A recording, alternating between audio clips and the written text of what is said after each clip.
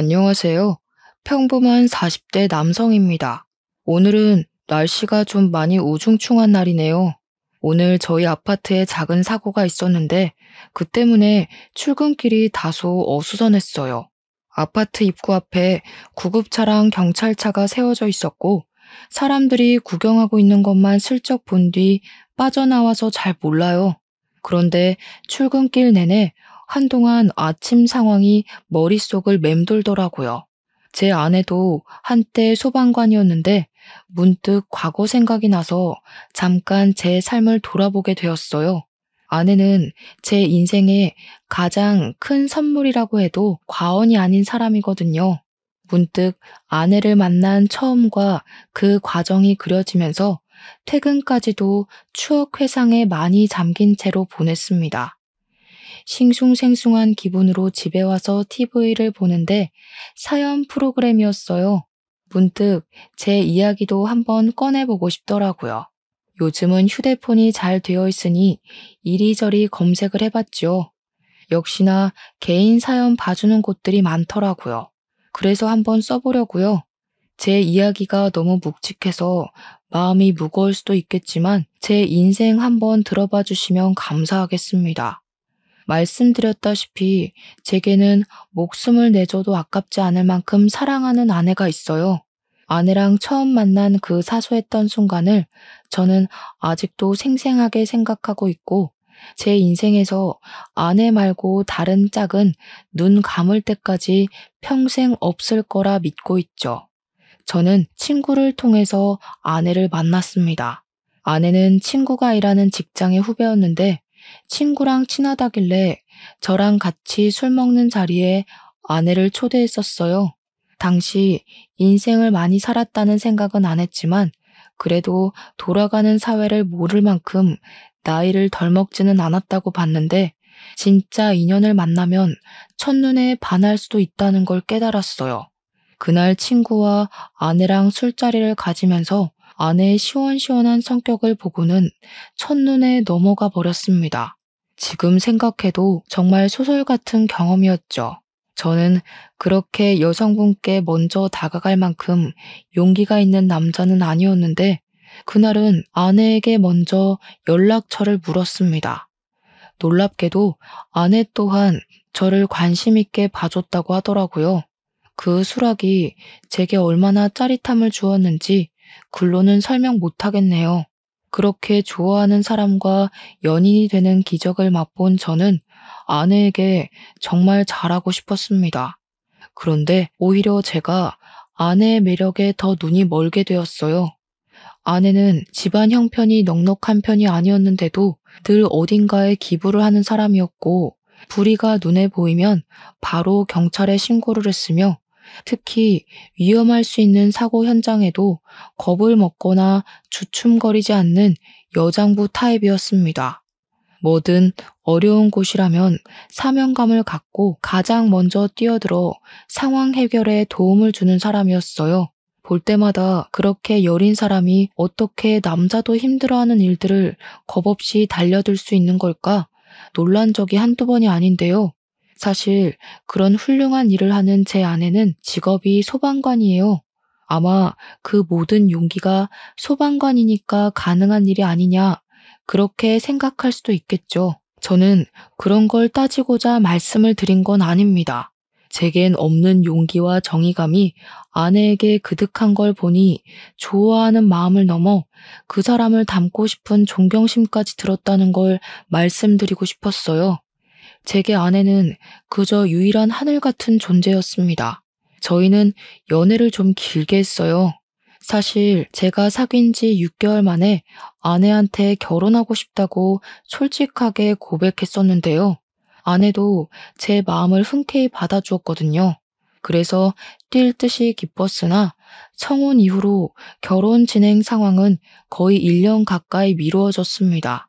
결혼을 속전속결로 진행하지 못했던 건 바로 우리 집 때문이었어요. 저희 집은 제가 외동이고 부모님이 같이 학원 사업을 하고 계셔서 좀 유복하게 사는 집안입니다. 그냥 친척 대대로 살림 넉넉한 편이라서 어렵고 부족하게 산다는 말은 우리 혈통에서 어울리지 않는 말이었어요. 반면 아내 집은 정반대였습니다. 아내 집은 아내가 가장인데다가 아내 밑으로 딸린 동생이 무려 셋이나 있었어요. 아내를 만날 때마다 집 앞까지 데려다줘서 대충 분위기는 알 수 있었는데 아내는 달동네 같은 곳에 살고 있었고 보안도 허술한 집에서 북적북적 시끄럽게도 지내더라고요. 어느 날엔 아내가 저더러 들어와서 차 한잔 하고 가라 한 적이 있었어요. 그렇게 처음으로 아내 집에 발을 들였을 때는 솔직히 좀 많이 당황했습니다. 살면서 그 정도로 허름한 느낌의 집은 TV로만 봤었거든요. 늘 디퓨저 향이 나는 저희 집과 달리 아내 집은 말린 생선 냄새가 나는 독특한 집이었습니다. 흔히 사람들이 말하는 가난한 집 그 자체였어요. 하지만 저는 그것마저 아내의 매력으로 보였고 가족이든 시민이든 누군가를 위해 열심히 사는 아내가 더더욱 멋있어 보였어요. 심장이 뛸 만큼이요. 근데 저의 마음과 부모님의 마음은 많이 달랐습니다.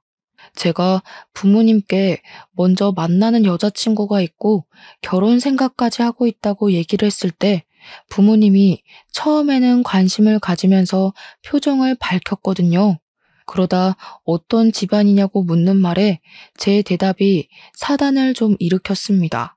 가난도 어느 정도여야지. 젊을 때 사서 고생해야 된다는 말 같은 건 다 못 사는 사람들이나 하는 소리야. 쓸데없는 생각 말고 가볍게 만나다가 정리해라. 만나보지도 않고 함부로 얘기하지 마. 나 정연이 아니면 결혼 생각도 없어. 내가 정연이한테 확신이 있다는데 왜 그런 식으로 말해? 나 지금 엄마 아빠한테 결혼 허락받는 거 아니고 통보하는 거야. 엄마 말 틀린 거 없다. 너 나이도 생각해야지. 마냥 어린애들처럼 사랑 가지고만 사는 게 결혼인 줄 알아? 결혼은 현실이라는 말이 괜히 있겠어? 사람은 같은 수준끼리 어울려야 되는 거야. 잔말하기 귀찮으니까 빠른 시일 내에 정리해라. 부모님은 엄마나 아빠나 누구라 할 것 없이 제 아내를 만나보기도 전에 거절을 했습니다. 그 때문에 저는 미안하게도 아내한테 선뜻 결혼 인사드리자는 말을 못하고 있었어요. 청혼을 하고 나서 그 정도로 시간이 흘렀으면 제게 불만을 표할 법도 한데 아내는 그저 제가 먼저 말을 꺼낼 때까지 재촉하는 게 없었습니다. 그래서 더 미안했죠. 분명 아내도 결혼에 대해서 염려하고 있었을 텐데 말입니다. 그렇게 보류하기만 하다가 우리가 사귄 지 4년이 흘러버렸을 때 부모님이 제게 결혼 안 할 거냐고 한 번 더 얘기를 꺼냈었습니다. 그래서 저는 아직 그 여자친구 만나고 있다고 솔직하게 얘기를 했죠. 아직도 만난다고? 분명 적당히 하고 헤어지라 했잖아.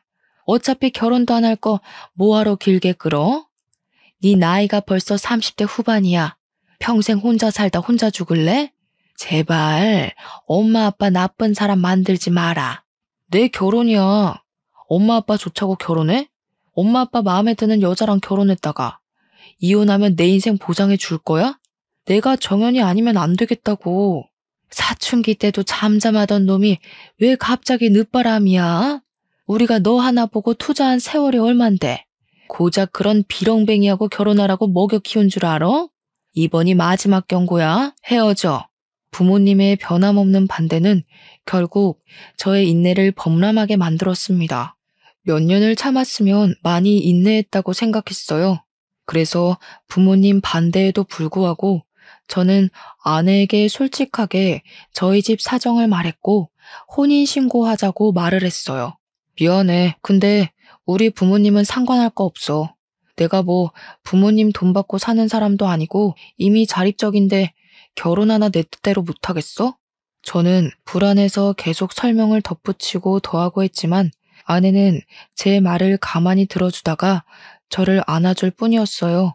그래도 저를 토닥거려주는데 제 감정을 다 이해하고 있는 것 같아서 말문이 절로 닫혔어요. 그리고 아내가 조곤조곤한 목소리로 말을 해주더라고요. 혼자서 부모님이랑 씨름하느라 마음고생 많았겠다. 오빠 뜻대로 할게요. 나는 오빠 마음 힘들게 하는 사람이고 싶지 않아. 아내는 제 혼인신고를 받아주었습니다. 저희는 아내 가족들에게만 축복을 받으며 혼인신고를 했어요. 그리고 혼인신고서를 제출한 날 아내 식구들을 데리고 소고기 먹으러 가서 저희끼리 피날레를 했죠. 제 부모님이랑은 당연히 연락을 끊었습니다. 그대로 제주도로 신혼여행을 갔고 조촐하게 우리 둘만의 식도 올렸어요. 그 뒤로 저희는 제 사비와 아내의 목돈으로 방 3개인 집을 전세로 구하였습니다. 장모님과 어린 처제들을 그 빈민촌에 둘 수 없어서 데리고 와 같이 살았어요. 처음 이사를 갔을 때 장모님은 제 손을 잡고 고맙다고 연신 눈물을 흘리셨습니다. 어른이 돼서 능력도 없이 젊은 자네한테 이런 짐을 지게 해서 미안해. 내가 감히 자네처럼 과분한 사람한테 장모 노릇을 잘할 수 있을지 모르겠지만 내 새끼들이랑 자네 밥 굶길 일은 없을 거야. 그건 내가 장담해. 장모님, 왜 그런 생각을 하세요? 이렇게 밀어붙인 건 누가 시켜서 그런 게 아니라 제가 제 아내랑 아내, 가족들이 다 좋아서 그런 거예요. 제발 마음 편하게 가져주세요. 그게 저한테 보답하시는 겁니다. 저는 아내 가족과 지내면서 그동안 느껴보지 못한 안정감을 느꼈습니다. 출퇴근이 기대되었고 눈 감고 눈 뜰 때마다 제 곁에 아내가 있다는 것이 너무 행복했어요. 그러나 그렇다고 제 진짜 가족의 존재가 사라지는 게 아니니 버릴 수 없는 친부모 스트레스는 늘 마음 한구석에 남아 있었습니다. 그래서 한 번씩 몸이 뻐근하고 안 좋아서 일을 제대로 못하기도 했어요. 점점 안 좋아져 가는 제 안색을 보고 아내가 걱정을 많이 해줬는데 그때마다 저는 늘 괜찮다고 하면서 바쁜 사람 고생 안 시키려고 좋은 모습만 보여주었습니다. 그러던 어느 날이었어요. 그날은 만성 스트레스 탓인지 유난히 몸이 안 좋았는데 어렵게 운전을 했지만 겨우 집까지 무사 귀가하였거든요. 그런데 집에 들어와 신발을 벗기도 전에 등인지 배인지 모를 곳에서 급격한 통증이 오더니 정신이 혼미해지더라고요. 그리고 뭔가 제 중심이 흐트러지는 것 같았는데 그 뒤론 기억이 없었습니다. 기절을 해버린 것이었죠. 제가 다시 눈을 떴을 때는 이미 병실이었고 제 곁에는 부모님밖에 없었어요. 상황이 어떻게 된 건지는 뒷전이었던 저는 일단 아내를 당장 보고 싶었습니다. 저 때문에 놀랐을 아내를 안심시켜야 했어요. 그래서 부모님께 아내 어딨냐고 물었더니 엄마가 바로 정색하더라고요. 내가 잘 말해놨다. 너는 이미 다른 여자랑 결혼이 예정되어 있는 애라고. 그러게 진작 엄마 말을 들었으면 몸에 문제 생길 일은 없었을 거 아니니? 뭐라고? 제정신이야? 우리 혼인신고했어. 정연이 내 아내라고. 엄마가 뭔데 그런 소리를 해. 왜 내 허락도 없이 정연이랑 말 섞냐고. 뭐? 혼인신고?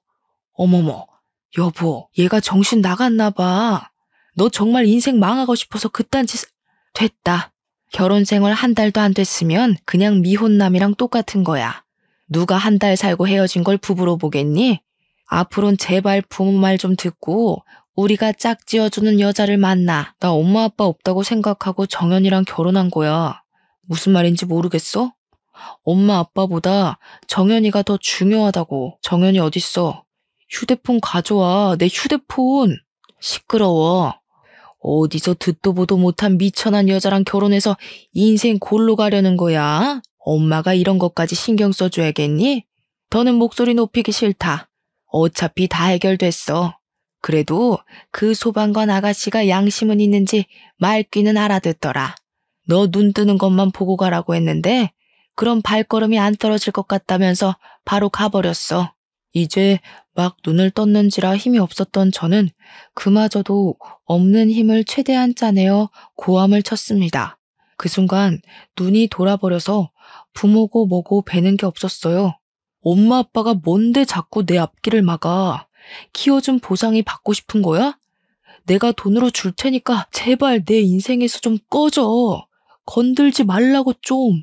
제가 밤 미쳐서 악을 지르고 눈물을 흘리니까 급하게 쫓아온 간호사들이 대충 상황 파악을 하더군요. 저희 대화를 조금 듣고는 안정을 위해서라도 부모님한테 당분간 방문을 자제하는 게 좋겠다고 권유를 해주셨어요. 부모님은 그런 저를 보고 기막해 하면서 못 이기는 척 돌아갔죠. 그리고 제가 좀 안정이 되었을 때 무슨 병명으로 쓰러져서 수술을 하게 되었는지는 나중에 의사한테 들었는데 제 신장에 문제가 생겨서 이식을 받아야 하는 상태라고 하더라고요. 이식 말곤 답이 없었을 만큼 제 상황이 안 좋았던지라 퇴원은 당연히 불가했습니다. 이식자가 나타날 때까지 병원에 있어야 했는데 그 며칠간 고맙게도 부모님은 한 번도 병원에 나타나지 않았어요. 그러나 그것과 별개로 저는 아내가 너무 보고 싶었습니다. 하지만 아무리 전화를 해도 연락이 되질 않았고 장모님이랑 처제들도 제 전화를 안 받았어요. 아무래도 내 부모님한테 받은 상처가 많이 크겠구나 싶어서 당분간은 연락을 포기했어요. 아무것도 할 수 없던 저는 근근히 아내한테 문자만 보냈고 돌아오지 않는 답변만 기다리며 우울한 시간을 이어갔습니다. 그러던 어느 날 의사가 신장 공여 적합자가 나왔다고 희소식을 전해주더라고요. 그 말을 듣는 순간 그럼 퇴원할 수 있는 거냐고 했더니 의사가 회복되면 당연하다고 하대요. 너무 기뻤고 누군지 모를 공여자에게 감사하는 마음으로 수술을 받았습니다. 그리곤 이틀이 넘어서야 깨어났죠. 앞으로 며칠 뒤 퇴원을 할 수 있다는 생각에 다시 한번 제게 일어난 기적에 감사해서 의사한테 따로 공여자가 누군지 물어보았어요. 하지만 법적으로 의료인이 기증자의 정체를 밝히는 건 안 된다고 하더라고요. 그래도 저는 어떻게 보면 제 은인이었기에 의사에게 제발 부탁이라고 애원을 했습니다. 의사는 끝까지 죄송하다고 편히 쉬라고만 했는데 나중에 상심하고 있는 제게 간호사가 따로 찾아와서 눈치를 보더니 저한테 살짝 귀뜸을 해주더라고요. 근데 이게 소문이 안 좋아서 조금 조심스럽다고 저한테 알려주는 게 맞는지 아닌지 고민 많이 했다면서 입을 뗐는데요. 제게 이식을 했던 공여자는 여자 소방관이라고 했습니다. 쓰러진 저와 함께 방문을 했던 소방관이라고 했고 검진 끝나고 수술실 들어간 제 상태를 묻길래 소방관 신분이니까 말해도 될 것 같아서 신장 이식이 필요한 상태라고 알려줬대요. 근데 그 다음날 바로 그 소방관이 병원에 찾아와서 조직 적합 검사를 받고 갔다고 합니다. 부모님에게도 신장 이식 연락이 갔는데 두 분 다 부적합이 나왔다고 했어요. 그러면서 간호사가 하는 말이 그 소방관이 혹시 아내 되는 사람이냐고 묻더라고요. 저는 아무런 부연 설명 없이 여자 소방관이 공여자라고 했을 때부터 눈치를 챘었어요. 맞습니다. 제게 신장을 이식한 건 바로 제 아내였던 겁니다. 그런데 간호사 말이 이 뒤부터 제게 크나큰 충격을 주었는데요. 제 부모님이 수술날 방문에서는 아내가 뒤늦게 수술 들어가는 걸 보곤 저 여자 누구냐고 물었고 의료진들은 이식 공여자라고 얘기를 했대요.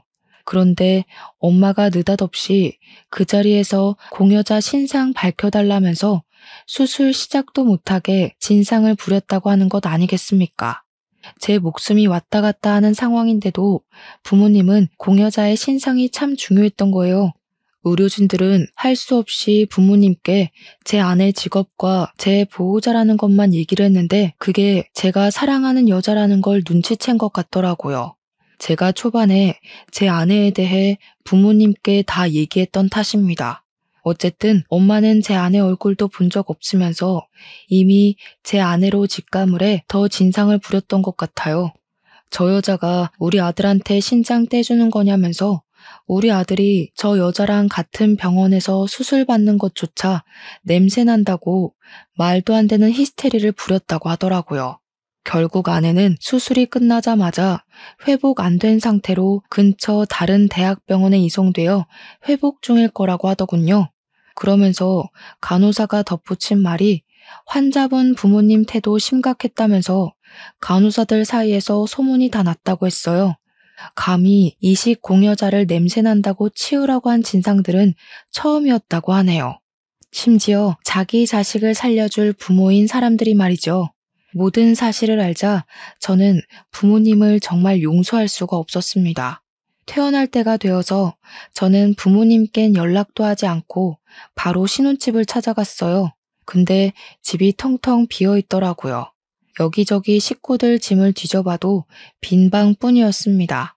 장모님과 처제 행방도 걱정이 되었지만 제게는 아내가 더 급했어요. 혹시 아직 병원에 입원해서 회복 중인가 싶어 아내가 입원했다는 곳에 찾아가 봤지만 아내는 이미 퇴원 처리가 되었다고 하더라고요. 그래서 그 다음에 찾아간 곳은 소방서였어요. 그곳에서 저는 아내의 소식을 알 수 있었고 동시에 믿을 수 없는 사실까지 듣게 되었습니다. 이식을 하면 최소 일주일은 회복 기간을 가져야 하나 아내는 쫓기듯 3일 만에 퇴원을 강행했다고 했어요. 그리곤 병원 입구로 걸어가다가 그 앞에서 꼬마 2명이 교통사고 날 뻔한 상황인 걸 보고서 무작정 달려들었대요. 그렇게 꼬마 2명을 살리고 그대로 아내가 사고 났다고 합니다. 그래서 제 아내가요, 식물인간이 되었대요. 심각한 뇌 손상을 입어 의식이 없다고 말을 하는 거예요.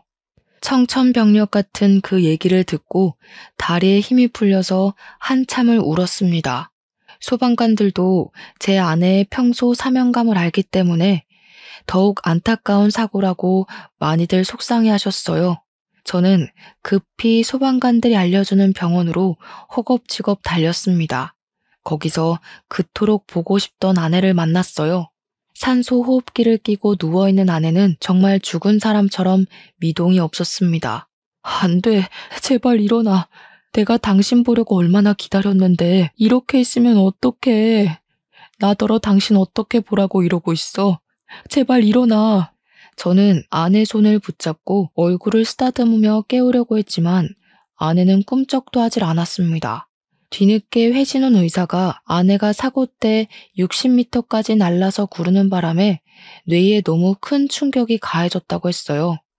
아마도 이젠 생명을 연명하는 것밖에는 방법이 없을 거라고 절망적인 얘기를 해주었습니다. 그토록 착했고 죄 없어도 살아갈 사람이었는데 내가 신장에 문제만 없었어도 아내가 그 병원에서 사고를 당하는 일은 없었을 텐데 모든 게 제 탓인 걸 알아서 너무 괴로웠습니다. 하필 나 같은 남자를 만나서 이 착한 사람한테 무슨 짓을 한 건가 싶었고 애초에 제가 아내에게 관심을 보이지 말 걸 그런 후회도 되었어요. 가슴이 찢어진다는 기분을 그때 처음 느꼈습니다. 그렇게 거의 일주일을 울고 자책하며 아내 곁을 못 떠나고 지내다가 이 사실을 아내 가족에게 알려야 할 것 같아서 다시 장모님께 연락을 드렸어요. 아내가 무슨 말을 해놓은 건지 장모님은 끝까지 제 전화를 받지 않으시더라고요. 저는 문자를 보냈습니다. 아내가 뇌사 상태에 빠져 의식 불명이라고 제발 연락 좀 달라고 했더니 문자를 날리자마자 전화가 오더군요. 장모님은 이미 전화를 받을 때부터 울음을 터뜨리셨어요. 제대로 말도 못하고서 급하게 택시 타고 병원으로 오셨죠. 장모님은 아내를 보고 충격의 말을 잇지 못했고 제가 그랬던 것처럼 아내 손을 잡고 펑펑 우셨습니다. 그리곤 진정이 되었을 때 저한테도 미안하다고 했어요. 역시나 장모님은 아내가 시키는 대로 제 연락을 무시하고 신혼집을 떠났었다고 하더라고요. 그건 아마 저희 부모님이 근원이었을 겁니다. 저는 누구 짓인지 알기 때문에 장모님 탓을 하지 않았어요. 아무튼 저는 회사에 연차 내는 걸 더 이상 그만하고 아예 회사를 그만뒀습니다. 아내가 자신을 내걸고 저를 살렸던 것처럼 저도 아내를 지극정성으로 보살피며 아내 곁을 떠나지 않았어요. 아내 가족들은 제 부모님 때문에 일이 이렇게까지 됐다는 걸 알면서도 저를 원망하지 않고 오히려 일도 그만두고 아내 곁만 지키고 있는 제 미래를 걱정했어요. 김서방, 그만 자네도 자네 인생을 살아야지. 우리 딸 지켜주는 거 너무 고맙지만 이만하면 됐어. 우리 딸도 김서방 진심 알았을 거고 다 용서했을 거야. 이제 여긴 신경 안 써도 괜찮아. 내가 언제까지 남의 집 자식을 붙잡고 있겠어. 아무리 부모가 원망스러워도 이건 도리가 아니지. 그때마다 저는 아내에게 받은 은혜와 애정을 여전히 잊지 못해서 아내를 놓을 수가 없다고 했고, 이혼을 권유하는 장모님의 제안을 한사코 거절했습니다.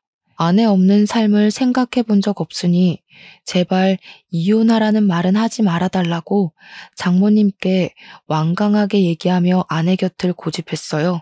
그렇게 1년이 지나고 2년이 지나고 무려 5년의 세월이 흐르는 동안 저는 병원비 때문에 다시 취직을 했어요. 아내가 사고 난 후부터 제 집은 아내 곁이었습니다. 저는 근무 시간 아니면 아내 옆에 꼭 붙어 있으면서 보조 침대 생활을 했어요. 아내랑 논다는 생각으로 자기 전에 연애 시절 우리가 같이 들었던 노래, 연애 편지 등을 읽고 들려주기도 했고, 꿈속에서도 내 목소리만큼은 잊지 않게 시시콜콜한 사담도 많이 들려줬습니다. 그간 부모님의 연락은 일체 받지 않았어요. 그저 나랑 아내한테 용서를 구할 생각이 들면 그때 연락하라고 문자만 보냈습니다. 그렇게 저는 아내만을 위해 기도하고 소원하며 24시간을 매일 지내왔는데요. 이게 아무래도 기계가 아닌 사람 일이다 보니까 어쩔 수 없는 심적 변화가 생기나 봐요. 물론 저는 여전히 아내가 살아있다고 믿었습니다. 그러나 장모님은 이미 아내 상태에 대해 체념을 한 것 같았어요. 주말이라서 제가 일을 쉬는 날 아내의 손톱 정리를 해주고 있었는데 장모님이 저더러 병원 앞에 국밥 한 그릇 먹으러 가자고 하더라고요. 그래서 오래간만에 장모님이랑 마주보고 식사를 했는데 한술도 못 뜨던 장모님이 한참 망설이시더니 되게 슬픈 목소리로 입을 여는 겁니다. 김서방, 이제 그만 포기할까 싶다. 너도 할 만큼 했고 병원에서도 더 이상은 가망이 없다고 하지 않니? 그게 무슨 말씀이세요? 정연이를 포기하겠다는 거예요? 왜요? 저희 잘 지내고 있는데 왜... 김서방 마음 잘 알아. 우리 딸 엄마로서 내가 너무 고맙고 늘 미안해. 그렇지만 벌써 5년이야. 내가 김서방 이런 식으로 썩히는 게 너무 보기가 힘들다. 그때 제가 오랜만에 얼마나 서럽게 울었는지 모릅니다. 목까지 열이 올라올 만큼 벌건 얼굴로 울었어요. 장모님이 어떤 마음으로 그런 말씀을 하시는지 알아서, 또 그게 얼마나 가슴 아픈 용기인지 알아서 모든 게 무너지는 것처럼 슬펐어요. 아내가 처음 사고 난 순간을 목격한 것처럼 그 자리에서 오열만 했습니다. 그럼에도 제가 도무지 제 고집을 못 꺾겠더라고요. 이대로 아내를 보내고 싶진 않았으니까요. 죄송해요, 장모님. 근데 저는 아내가 이렇게 숨을 쉬고 있는데 왜 자꾸 가망이 없다고 하는지 모르겠어요. 저한테는 아내가 분명 살아있는 사람인데 저 아내 못 보내요. 보낼 수가 없어요. 장모님도 마음 많은 딸을 보내고 싶지 않았는지 제 진심에 손을 잡아주면서 울기만 했습니다. 그래도 장모님이 제 뜻을 따라주었어요. 하지만 저희 모두의 시간은 갈수록 더 버거워졌고 제 마음도 나날이 피폐해져 가길 1년이 더 지났어요. 그리고 이듬해 봄, 제게 놀라운 일이 일어났습니다. 바로 제 아내가 기적적으로 의식을 되찾은 것이었어요. 여느 날처럼 제가 아내 손이랑 얼굴을 닦아준다고 손수건을 빨아왔는데 그 순간 아내의 속눈썹이 움직이는 걸 보았습니다. 머리부터 발끝까지 소름이 끼쳤던 저는 놀라서 바로 울음을 터뜨렸고 급히 의사를 호출했어요. 사실 식물인간인데 의사를 호출할 일은 별로 없거든요. 근데 울릴 리 없는 호실에서 호출이 울리니까 의사에다 간호사까지 다 뛰어왔더라고요. 아마 사망인 줄 알았겠죠. 그런데 제가 뜻밖의 보고를 하자 의사가 더 놀라서는 아내의 상태를 당장 살폈어요. 그러다가 굉장히 기함을 하셨습니다.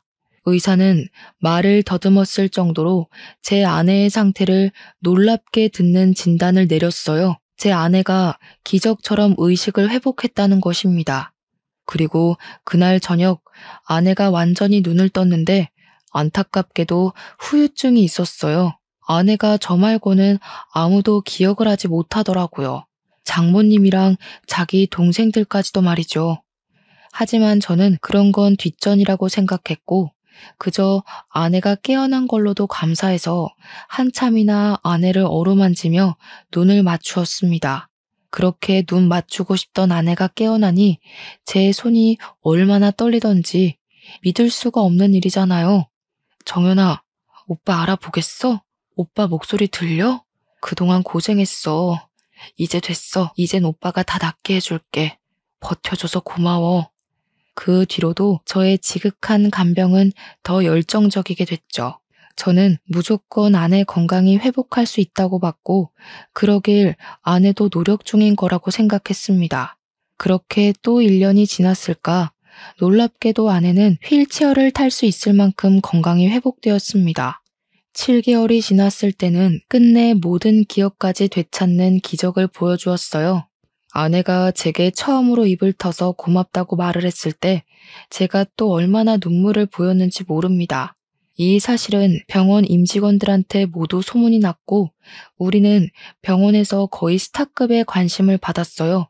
실제로 모르는 병실 환자와 보호자들이 우리 병실을 찾아와서 아내의 건강을 같이 기원해 주기도 했고 자기도 식물인간 보호자인데 우리를 보고 희망이 생겼다면서 되레 고마워하는 분들도 계셨습니다. 우리가 태어난 날에는 병원에서 꽃다발과 백화점 상품권도 선물 받았어요. 그리고 아내가 일했던 소방서에서도 아내에게 표창장을 수여했으며 저희가 전세에 대가족이 살고 있다는 소식을 알고는 소방청장과 병원장이 손발 맞춰 살기 좋은 아파트를 선물해 주기도 했어요. 본의 아니게 많은 사람들에게 기적과 희망을 선물한 우리는 사실 좀 얼떨떨하긴 했습니다. 지옥 같은 시간이 끝나자 마치 고생 많았다고, 대단하다고 하늘에서 선물 폭탄을 내려주시는 것 같았거든요. 많은 이들의 축복을 받은 저희는 건강해져서 같이 이사 준비를 했어요. 본래 집보다 3배는 더 큰 아파트로 입주를 하게 되었죠. 처제들은 집 좋다고 난리가 났고 장모님은 이 모든 게 다 제 덕분이라면서 부모로서 남의 집 자식보다 나약한 마음이었다고 아내를 포기하려 했던 스스로를 자책하셨습니다. 저는 민망한 마음에 그저 제가 아내를 향한 아집이 강했을 뿐이라고 겸손만 보였네요.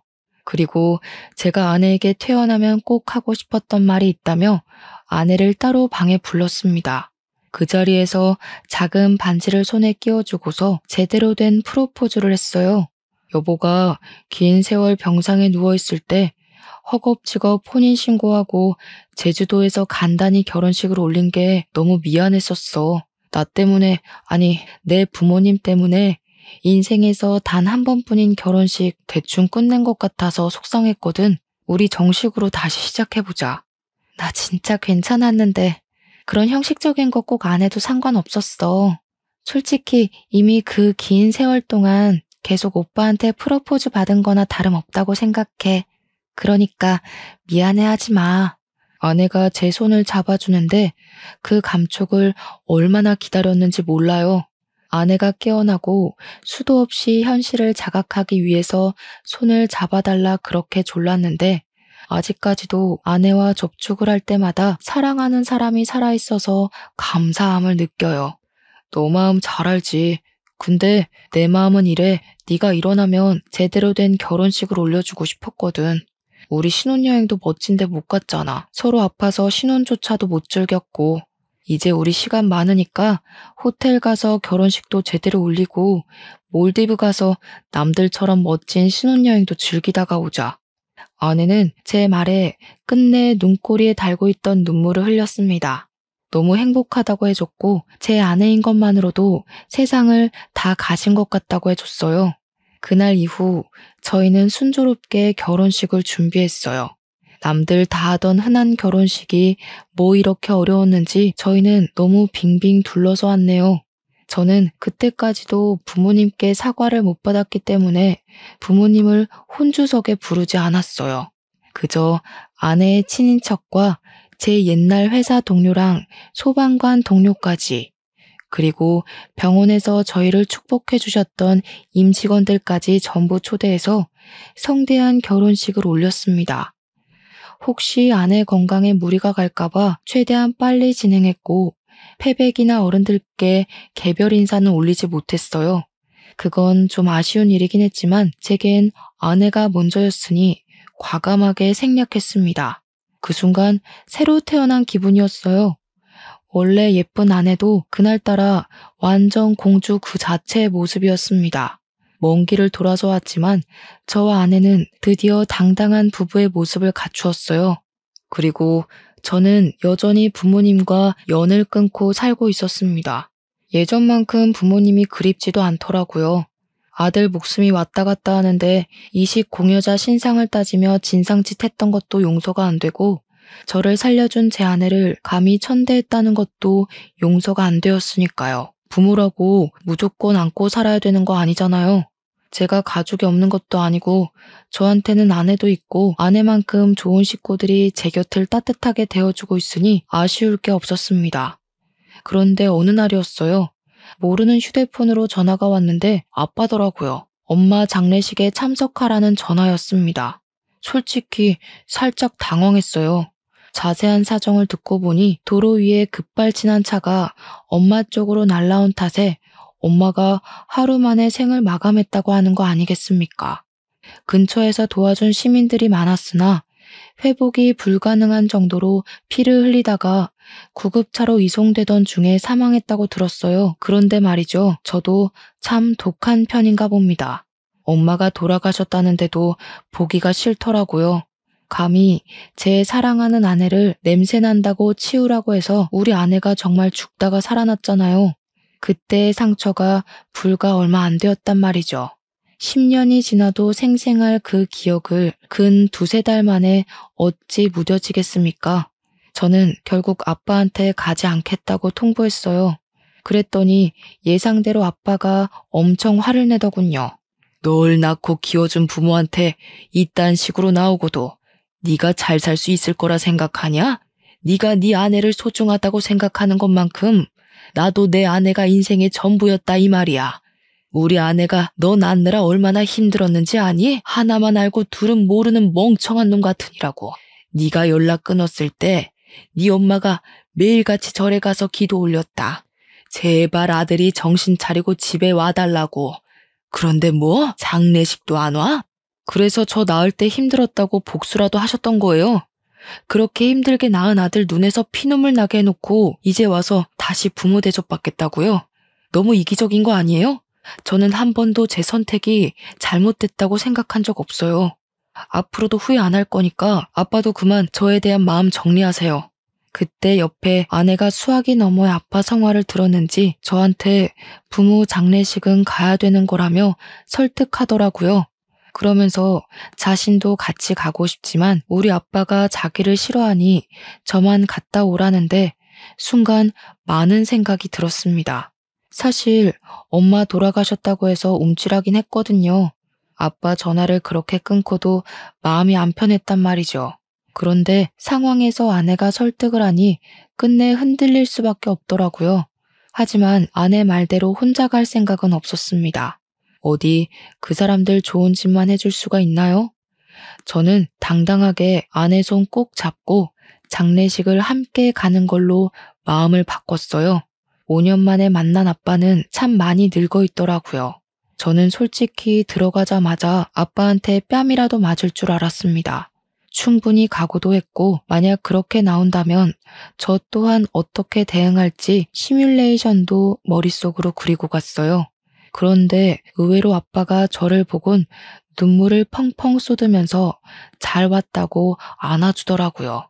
고맙다. 이 아비가 너한테 계속 못난 모습만 보였구나. 하나밖에 없는 자식이라 더 욕심을 부렸던 것 같네. 네 엄마도 아들 왔다고 좋아하겠어. 그날 아빠의 눈물을 처음 보았습니다.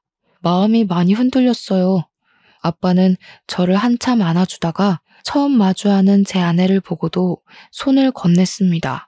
아내 손을 잡아주면서 진심으로 반성하는 태도를 보였어요. 미안하다. 내가 감히 너를 어떻게 새아가라 부르겠냐마는 어찌됐건 고맙구나.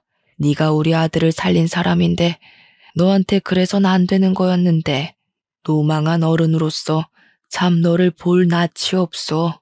네 시어미도 최근에는 너한테 용서 구하려고 편지도 쓰고 그랬거든. 하늘이 우리가 저지른 죄에 많이 노하셨나 보다. 용서할 기회를 안 주시는 것이 정말 미안하다 아가. 이때 저와 아내 그리고 아빠는 늦은 시간까지 빈소에서 함께하면서 서로의 마음을 다 터놓고 대화를 나눴습니다. 그렇게 아빠와 저희의 관계는 개선되었어요. 이렇게 대화만 잘하면 풀리는 게 부모 자식 간의 관계인데 서로 이해하지 못해 역시나 먼 길을 둘러와 버렸네요.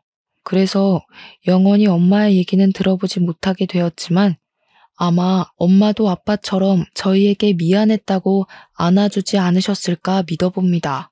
아빠는 엄마 없이 혼자 사는 집이 너무 넓다고 그만 팔아버리고 바다 앞에 멋진 집을 짓고 살 거라고 했어요. 그리고 1년 뒤 부모님 집이 팔렸는데요. 아빠가 뜬금없이 저한테 남는 돈 5억을 증여해 주더라고요. 아빠 말로는 자식 결혼했는데 아무것도 안 해줄 수가 있냐고 뒤늦은 혼수비라고 챙겨주셨습니다. 그리고 아빠가 지을 거라던 집은 1년에 걸쳐 정말로 코앞에 바다가 있는 멋진 3층짜리 주택으로 완공이 되었어요. 드라마에서나 보던 별장이 눈앞에 있는 분위기였습니다. 근데 왜 굳이 바다 앞으로 위치를 고집했어? 여름엔 덥고 겨울엔 추울 텐데. 주변에 사람도 없어서 심심하지 않겠어? 으이그, 넌 네 아내한테만 관심 있고 내 아내한텐 관심도 없지? 우리 아내가 백날 첫날 노래를 불렀다. 바다가 훤히 보이는 집에서 살고 싶다고 말이야. 그땐 나도 일하느라 서울에 살아야 되니까 어쩔 수 없다 생각하고 귓등으로만 들었는데 마누라가 없으니까 그게 그렇게 마음에 걸리더라고. 네 엄마가 엄청 바다 노래를 불렀거든. 하늘에 있는 내 마누라가 한 번씩 나 보러 내려올 때 시원한 바다 한 번씩 보고 갔으면 해서. 아빠 말을 들으니 그렇게 악연 같고 밉기만 하던 부모님도 저처럼 좋아하는 무언가가 있고 그리워하는 존재가 있는 사람이란 걸 느꼈어요. 평생 안 보고 살 생각이었는데 그날은 화해할 기회도 없이 떠나버린 엄마가 보고 싶었습니다. 이젠 이 세상에 없지만 뒤늦게 아들로서 죄송했다고 말씀드리고 싶더라고요. 진심으로 부모님 속썩인 걸 속으로 사죄하고 반성을 했었습니다. 아들의 못난 모습만 보고 세상을 뜬 엄마에게 밤마다 속죄하고 있는 제 마음이 닿았으면 싶네요. 제 아내는 몸이 많이 약해져서 소방관을 그만두고 저랑 같이 행복한 여생을 즐기는 중입니다. 돈은 벌어야 되지만 아직은 부모님이 증여한 재산이 많이 있고 또 옆에 있는 아내와 같이 있을 수 있을 때 많은 시간을 함께하고 싶어서 직장은 여유 있게 구하려고 해요. 원래 사람은 천국과 지옥을 반복하는 삶을 산다는데 저한테는 천국을 맛보기 위한 지옥의 구간이 좀 길고 강하지 않았나 싶어요. 이번 일을 통해서 항상 인간은 누군가 죽고 나서야 후회하는 동물인가 싶은 생각도 들었는데요. 제 아내를 5년 되는 기간 넘게 간병해서 겨우 살렸지만 그 지옥 같던 5, 6년의 기간 동안 다시는 아내의 눈동자를 마주하지 못하면 어쩌나 싶어서 못해준 것만 자꾸 생각이 나는 거 있죠. 있을 때 잘하라는 말도 제가 얼마나 뼈아프게 느꼈는지 모릅니다. 저는 지금 그 기회가 다시 와서 아내에게 최선을 다하고 있지만 또 한편으로는 엄마한텐 그 기회를 얻지 못해 후회도 하고 있어요. 내 의지로 안 보고 사는 것과 더는 기회가 없어서 못 보고 사는 건 완전 천지 차이인 거잖아요. 그러니까 우리 모두 곁에 있는 소중한 사람들과 부모님한테 뒤늦은 후회는 없도록 최선을 다하는 삶을 살다가 가도록 해요. 지금까지 저의 기적과 행운에 대한 사연이었습니다. 들어주셔서 고맙습니다.